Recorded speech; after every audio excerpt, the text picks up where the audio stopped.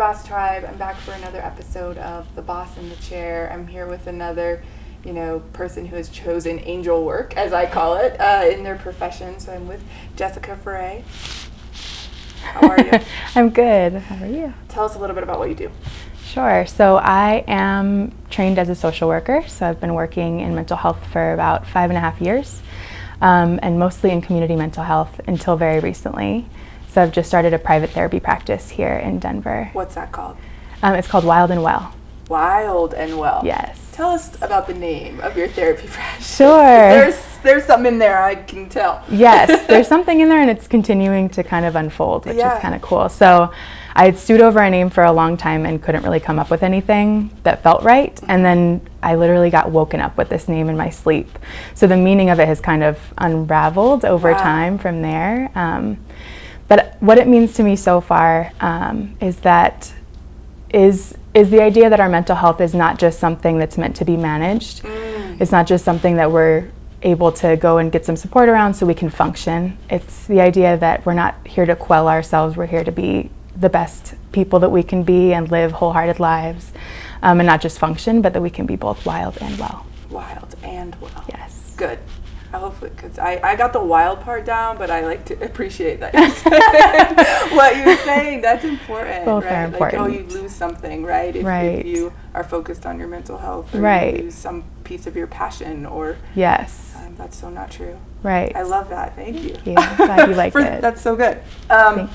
So I think that our lived experiences bring us to the place where we land in life, right? So what part of your lived experience has led you to social work and to be a caregiver of others in a way that it's really difficult? I could never do it. Oh, well, thank you. I think you take care of people a lot too. Yeah. In a lot of ways. We're in business, do what I say way? No. It's all important, for sure. Well, like a lot of people, I think, in the field, I have kind of been in this role for a lot of years of my life, and it's kind of something that was baked into my life experience. So I've always been a helper. I've always been somebody who's there for others, probably earlier than I maybe should have been when I was younger. But it's been a really interesting journey for me to kind of take that origin story and find a healthy outlet for the ways that I like to serve other people and be there with people.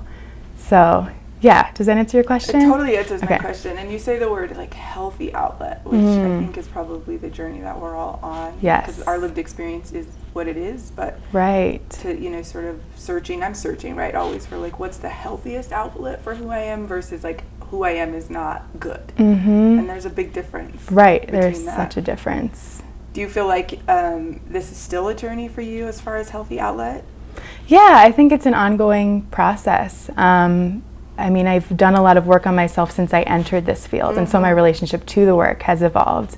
And even just about 3 years ago, I think it kind of set in for me I've kind of always done this, and did I really choose this, or was this sort of the trajectory I was set on? Right. If I had a choice, would I have chosen differently? So I actually it was confronting that question when it came to my mind, and something that I've done a lot of work around to let myself be with that. But it's been really important for me to evaluate that and to leave room for that question, and to allow myself to kind of come back to the work in a way where I'm yes, I am choosing this, and I can choose how I do it, and I can make sure that I'm taking really good care of myself, so that I'm showing up in a way that's like I said, very healthy and balanced, and where I'm practicing what I preach, and where I'm here for all the right reasons. And I really want to dig into this, because I think when I see people that have to sit with other folks and what they're going through, and to try not to carry that home, when I just do not do that well. I take it with me. I'm high empathy. Yes, you are. Just stuff at work, right? You're you had a bad day, or this person might not make it, and I might have to sit and let them go. That's stuff that 5 months leading up to that, I'll won't sleep, or not be myself, knowing that I'm impacting someone's life that way. So when you say you've learned how to take good care of yourself, knowing that your job is to sit with people and sit in their stuff with them. Yep. How do you do that?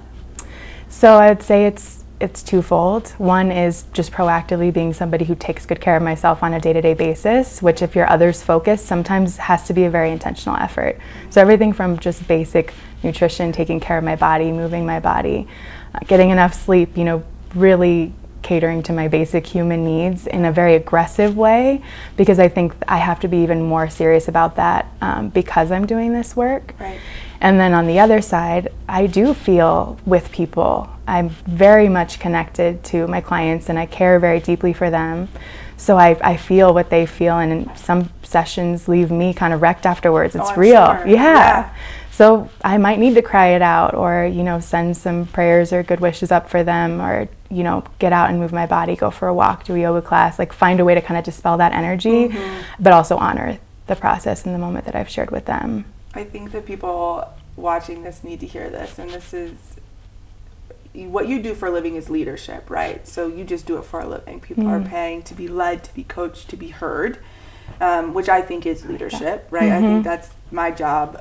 That's not my title, but I think that's my job when I have people whose careers I'm responsible for. Right. And I don't think people realize that That's some of that same dynamic happens, right, when you are coaching people and learning to take care of yourself and to take a walk, or to be proactive about your physical and mental health, because taking care of other people, no matter what your role is, when you're a leader, that's what it means you're doing. Right. And if you're a servant leader, which we all should strive to be that means you are giving of yourself in order to lead others. It can be really exhausting. I think people are really ill prepared to do that. Yep. Or to think it's the same thing, like, oh, I got to take care of myself, because what leadership is to take care of other people. So I appreciate that you said that. And like, what do you think are some other ways for us, even if we're in it, right? Like if I'm in it and I'm in it with an employee who I know might not make it, or I'm struggling as an entrepreneur with something, or just taking a toll on my mental well-being, what are some tricks that you think we can use?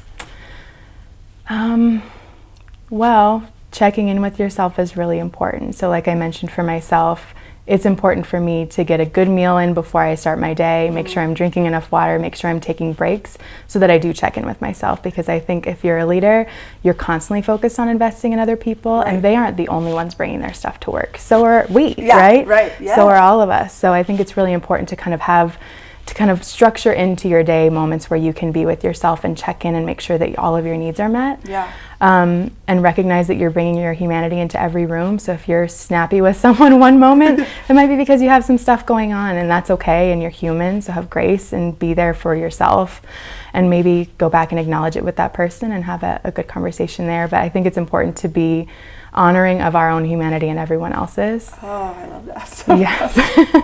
It's honoring huge. of our own humanity, right? Yeah. Half the battle is like this thing we're fighting with ourselves up in our Absolutely. heads, and being so difficult Absolutely. to ourselves. Right. We're so hard on ourselves. So what's one thing you've learned about yourself on this journey? So, you know, when you started versus who you are today, where you're like, that was my growth. Like I'm really different in that way today. Ooh, good question. There's been so much change and growth. Yeah. The first thing that comes to mind is this kind of recent change that's happened for me, where I've transitioned into working in agency settings, where I didn't really set my, you know, how many clients I was seeing. I wasn't the director of my own day. And transitioning into working for myself and being in private practice, where I have a lot more autonomy, I have a lot more say, I have a much healthier workload than I've ever had before. Social workers get overwhelmed and inundated with way too many clients to see and also take care of ourselves, like I'm talking about. So a big learning curve for me has been to recognize that I can love and care for other people, and that can be my life's work, and it doesn't have to come at my expense, and that I get to choose the environment and choose to work with the people who I feel best serving and who I'm best able to serve, and that there's nothing wrong with that. I think for a while I felt like to be useful and to be to like fulfill this calling to help people and support them with their mental health, I had to be the person who said yes to everything and did everything for everyone. And so feeling that empowerment to make some decisions and move in the direction where I feel most supported, that's been a big change for me, and something I'm really appreciative of. Thanks for sharing that. Yeah. Because I think there's so many people that need to hear that, including myself, because the boundaries things, right? Like, yes, you can have boundaries and still be of service. Right. And you can have boundaries, and it doesn't mean that you have somehow forgotten where you came from, or Yes. that you think you're better than people, Yeah. or that you don't want to help because I really beat myself up over that, and making sure that I stay very centered in where I came from, and never being too good for anyone that needs to talk to me. But there's a difference, right? And I'm just tired, and it's time to shut it down for the day. And you can't take everything with you, but I needed to hear that. Because I'm still on that journey, you know. I still start with yes way too frequently. And I know you want to be in the game for a while, and so do I. So boundaries are a really important part of us being able to continue to do good work that we feel like called to do. It's like how athletes, you know, sometimes say, I'm just going to, you know, take this season off because of this injury that's not so bad yet, but I want to play many more years. To take care of the vessel. Do you get afraid? I'm a fix-it person, so, you know, I can't imagine in the work that you do how afraid I would be of not helping someone, or of saying the wrong thing, or of not, you know, someone doesn't change. Like, do you take that on, or how do you separate and compartmentalize that? Or do you get scared, man, I can't help this person? That's an actively ongoing managed part of doing the work for me. Because I do so want to help, and I so want to support people in reaching their goals. What I think is really important in therapy is that it's meant to be a corrective and healing relationship. And so in a healthy relationship, things don't always go perfectly. And what makes a good relationship good and healthy is when things aren't going great, or when there's something weird or off, you talk about it and you process it together. So part of that for me is like letting my clients know if I feel like, oh, I wish I didn't say that, or if I have a moment or a day where I'm off, acknowledging it, and modeling being a real, like, complex, messy human being. And I think that is good for everyone. We can all kind of like relax and be human together. And so for me, being like super authentic and honest about the times where I'm like, I don't feel like I'm helping you. I feel like we're kind of stuck. Like, what's going on? Am I off? Help me understand how you're seeing this, and actually addressing it in the session is a way that I honor it, but also like acknowledge that this is a collaborative experience and we're all trying to figure it out together, and it's better done together versus me holding all that in. I don't think that would negatively impact the work.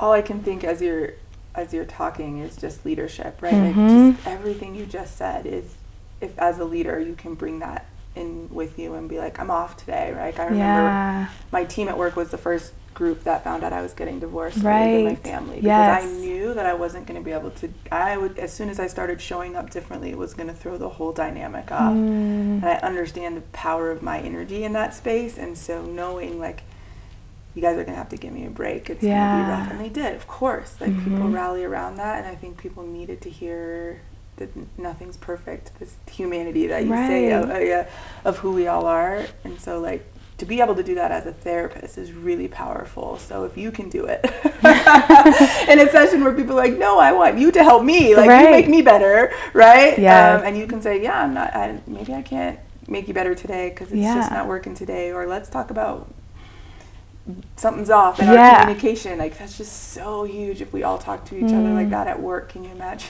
Oh my gosh, it would change everything. Like, it would be totally, people would love to go to work. Like, I can just go be this whole human. So I appreciate it seems that. like you're modeling that, which I think is really amazing.